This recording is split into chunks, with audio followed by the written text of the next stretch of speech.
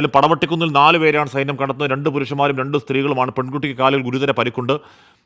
നമ്മുടെ ഈ സമയം അത്രയും നമ്മുടെ ശബ്ദം താഴ്ന്ന സ്ഥായിയിൽ മാത്രമേ അത് പുറത്തേക്ക് വരുന്നുണ്ടായിരുന്നുള്ളൂ. അതിന് കാരണം നമ്മൾ സംസാരിച്ചുകൊണ്ടിരിക്കുന്നത് മരണത്തെക്കുറിച്ചും വേദനയെക്കുറിച്ചും പ്രതീക്ഷയില്ലായ്മയെക്കുറിച്ചും മാത്രമായിരുന്നു.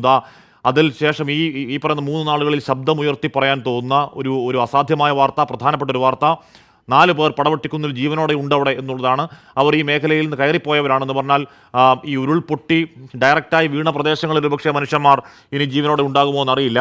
പക്ഷേ ഈ ഉരുൾപൊട്ടി വന്ന വഴികളിൽ അവിടുന്ന് ഓടി മാറിയ ആളുകൾ പല സ്ഥലങ്ങളിലായി കയറിപ്പോയിട്ടുണ്ട്.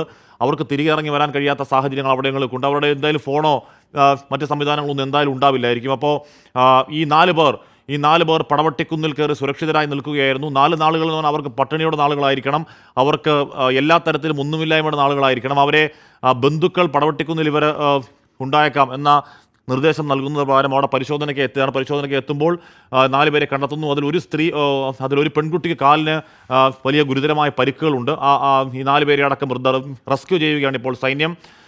4 പേരെ ജീവനോടെ കണ്ടെത്തി എന്ന വാർത്ത ഈ സമയം നൽകുന്ന ആശ്വാസം എന്ന് പറഞ്ഞാൽ 302 എന്ന മരണക്കണക്കിൽ 4 ജീവനുകൾ എന്ന് പറയുന്നത് എത്രത്തോളം ഇക്വേറ്റ് ചെയ്യാൻ കഴിയുമെന്ന് അറിയില്ലെങ്കിൽ കൂടിയും ഈ 4 ജീവനുകൾ നൽകുന്ന ആശ്വാസം അങ്ങേയറ്റത്തെ ആശ്വാസത്തിൻ്റെ വാർത്തയാണ്. ആശ്വാസത്തിൻ്റെ വാർത്ത തന്നെയാണ്. അല്പസമയത്തിനകം നമുക്ക് ഈ പടവട്ടിക്കുന്നിൻ്റെ മേഖലയിലേക്ക് എത്താൻ കഴിയുമെന്നുള്ളതാണ് പ്രതീക്ഷിക്കുന്നത്.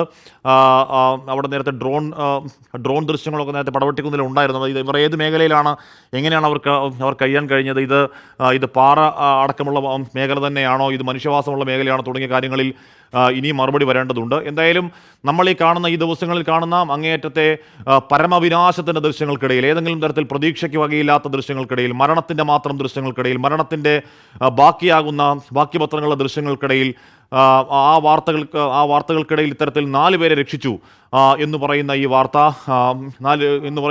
അങ്ങേയറ്റത്തെ ആത്മവിശ്വാസം നൽകുന്ന വാർത്തയാണ്, അങ്ങേയറ്റത്തെ പ്രതീക്ഷ നൽകുന്ന വാർത്തയാണ്. ഇനിയും കൂടുതൽ ഊർജ്ജസ്വലതയോടുകൂടി റെസ്ക്യൂ തന്നെ ലക്ഷ്യം വെച്ചുകൊണ്ട്, റിക്കവറി അല്ല, റെസ്ക്യൂ തന്നെ ലക്ഷ്യം വെച്ചുകൊണ്ട് ഇനിയും ഏതേതൊക്കെയോ മേഖലകളിൽ ആളുകൾ കുടുങ്ങിയിട്ടുണ്ടോ എന്ന സംശയം ഉണ്ടാക്കുന്ന ഒരു വാർത്തയാണത്.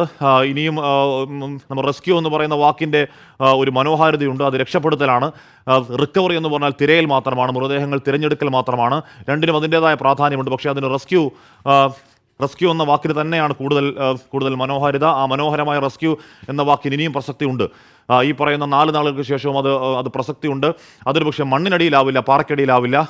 പക്ഷേ അതിൻ്റെ സമീപ പ്രദേശങ്ങളിലൊക്കെ ഈ പൊട്ടി ഇറങ്ങി വന്ന ഉരുളിൽ നിന്ന് ഓടി മാറിയവരൊക്കെ എങ്ങോട്ടേക്കൊക്കെയോ ചേക്കേറി പോയിട്ടുണ്ടോ, എവിടെയെങ്കിലുമൊക്കെ സ്റ്റാൻഡേർഡായി നിൽപ്പുണ്ടോ എന്ന സംശയം അതിശക്തമായി ബലവത്താക്കുന്നു. 4-ാം നാൾ പടവട്ടിക്കുന്നിൽ കാണുന്ന 4 പേർ. നേരത്തെ അവിടെ പറയുന്നുണ്ടായിരുന്നു അവിടുത്തെ ചൂരൽക്കാടുകളിലേക്കൊക്കെ ആളുകൾ ഓടിക്കയറി പോയിട്ടുണ്ട് എന്ന്. അപ്പോൾ അവിടെ ആദ്യ ഉരുൾ പൊട്ടി ഇറങ്ങിയപ്പോൾ ഓടി രക്ഷപ്പെട്ടവർ ചൂരൽക്കാടിലേക്ക് അവിടെയുള്ള കയറി പോയിട്ടുണ്ട്. ചൂരൽക്കാടല്ല, അവിടെ ഉണ്ടായിരുന്ന ഏതോ ഒരു കൃഷി നടക്കുന്ന മേഖലയിലേക്ക് ഓടിക്കയറി പോയിട്ടുണ്ടെന്ന് പറയുന്നുണ്ടായിരുന്നു. അവിടങ്ങളിലൊക്കെ ആളുകൾ ബോധമില്ലാതൊക്കെ കിടപ്പുണ്ടോ ഒന്നും അറിയില്ല. കാര്യം ഈ 4 നാളുകൾ അങ്ങനെയാണെങ്കിൽ അവർക്ക് പുറത്തേക്ക് ഇറങ്ങാൻ കഴിയാത്ത, അവിടെ ഒന്ന് വിളിച്ചാൽ ആരും കേൾക്കാത്ത, കഴിക്കാൻ ഭക്ഷണമില്ലാത്ത 4 നാളുകളാണ്. അതിജീവനത്തിൻ്റെ അസാധ്യമായ കരുത്തുമായി 4 പേർ അല്പസമയത്തിനകം എത്താൻ പോകുന്നു. എയർലിഫ്റ്റിംഗ് ഉടനെ ഉണ്ടാകും, എയർലിഫ്റ്റിംഗ് എന്നറിയാൻ കഴിയുന്നു. അപ്പോൾ എന്തായാലും ഇനിയും ആ പറയുന്ന സമീപ മേഖലകളിൽ, ഉരുൾപൊട്ടിയ പ്രദേശങ്ങൾക്ക് സമീപ മേഖലകളിലൊക്കെ ആരെങ്കിലുമൊക്കെ ഇത്തരത്തിൽ ഒറ്റപ്പെട്ടോ അല്ലാതെയൊക്കെ ഉണ്ടോ എന്നത് അടിയന്തരമായി കൂടുതൽ സജീവമായി അന്വേഷിക്കണം എന്നതിൻ്റെ പ്രകടമായ ഉദാഹരണമാകുന്നു. അനുജ രാജേഷ് കുടിച്ചിരുന്നു. അനുജ, നമ്മൾ ഈ ദിവസങ്ങളിൽ വായിക്കുന്ന വാർത്തകൾ, കാണുന്ന കാഴ്ചകളൊക്കെ അങ്ങേയറ്റം നൈരാശ്യം നിറയ്ക്കുന്ന, വേദന നിറയ്ക്കുന്ന വാർത്ത മാത്രമായിരുന്നു. അതിനിടയിൽ ജീവനോട് പടവെട്ടി 4 പേർ അതിജീവന വഴിയിലേക്ക് എന്ന വാർത്ത പുറത്തേക്ക് വരുന്ന നൽകുന്ന ആശ്വാസം ചെറുതേയല്ല. അവരെ രക്ഷപ്പെടുത്താൻ ആലോചന നടക്കുന്നുണ്ട്. എന്താണ് അതിനെക്കുറിച്ച് അറിയാൻ കഴിയുന്ന കൂടുതൽ വിവരങ്ങൾ? അതെ, ഇപ്പോൾ എയർലിഫ്റ്റിംഗ് വഴി ഇവരെ രക്ഷപ്പെടുത്താനുള്ള ആലോചന നടക്കുന്നുണ്ട് എന്ന ഏറ്റവും പുതിയ വിവരമാണ്. ഇതിൽ 4 പേരെയാണ് സൈന്യം കണ്ടെത്തിയിട്ടുള്ളത്. 4 പേരെ ജീവനോടെ കണ്ടെത്താൻ കഴിഞ്ഞു എന്നുള്ളതാണ് ഈ നിമിഷത്തിൽ ഏറ്റവും പ്രതീക്ഷാ നിർഭരമായ വാർത്ത. അതിൽ പെൺകുട്ടിയുടെ കാലിന് ഗുരുതരമായ പരുക്കുണ്ട്. പക്ഷേ ആശുപത്രിയിലേക്ക് നേരെ കൊണ്ടുപോവുക എന്നത് തന്നെ ആയിരിക്കുമല്ലോ ഉറപ്പായും.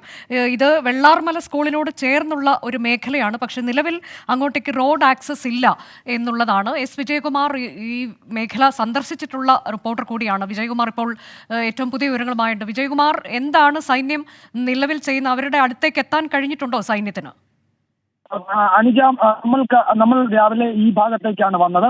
അപ്പോൾ അറിഞ്ഞത് അവരുടെ ഒരു ബന്ധു നൽകിയ വിവരത്തിന്റെ അടിസ്ഥാനത്തിൽ അവിടെ ഒരു കുടുംബം കുടുങ്ങിയിട്ടുണ്ട് എന്നുള്ളതാണ്. അവിടേക്ക് NDRF സംഘം എത്തിയിട്ടുണ്ട്. അവരവിടെ എത്തിയിട്ടുണ്ട്. അവർ സുരക്ഷിതരാണ്.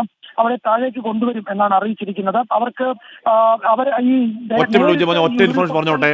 പടവട്ടിക്കുന്ന് എന്ന പ്രദേശം വെള്ളാർമല സ്കൂളിന്റെ സൈഡിൽ ഉണ്ടായിരുന്ന റോഡിലൂടെ നേരെ പോയാലുള്ള ഹൈറ്റ് ഏരിയയാണ്. ഒരിക്കൽ കൂടി, പടവട്ടിക്കുന്ന് എന്ന പ്രദേശം വെള്ളാർമല സ്കൂളിന്റെ സൈഡിൽ ഉണ്ടായിരുന്ന റോഡിലൂടെ നേരെ പോയാലുള്ള ഹൈറ്റ് ഏരിയയാണ്. അവിടേക്ക് ഇപ്പോൾ റോഡ് ആക്സസ് ഇല്ല. അപ്പോൾ വിജയകുമാർ, ബന്ധുക്കൾ എടുത്തു പറഞ്ഞ നിർദ്ദേശപ്രകാരം പോയി അന്വേഷണ പരിശോധനയിലാണ് പടവട്ടിക്കുന്നിൽ ആൾക്കാരെ കണ്ടെത്തിയത്. വിജയകുമാർ ചോദിക്കും. അനുജ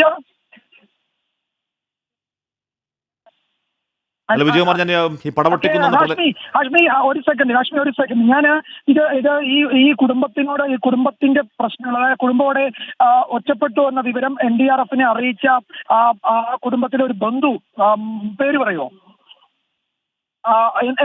എന്താണ് സംഭവിച്ചതെന്ന് എന്നോടൊന്ന് പറഞ്ഞാൽ ഞാൻ കേട്ടോളാം. എത്ര പേരുണ്ട് അവര്? 5 ആള്. ഹാഷ്മി 5 ആള്. അനുജ, ഹാഷ്മി 5 ആളാണ് കുടുങ്ങി കിടക്കുന്നത്. അവര് ഇവിടുന്ന് പോയവരാണോ? അവിടെ കുടുങ്ങിയതാണോ? അവിടെയാണ് താമസിക്കുന്നത്. അവർക്ക് ഈ പ്രധാന കരയുമായി ഇങ്ങോട്ട് വരാൻ പറ്റാത്തതുകൊണ്ട് അവർ കുടുങ്ങിയതാണ്. പരിക്കല്ല ഉണ്ട് ആർക്കെങ്കിലും?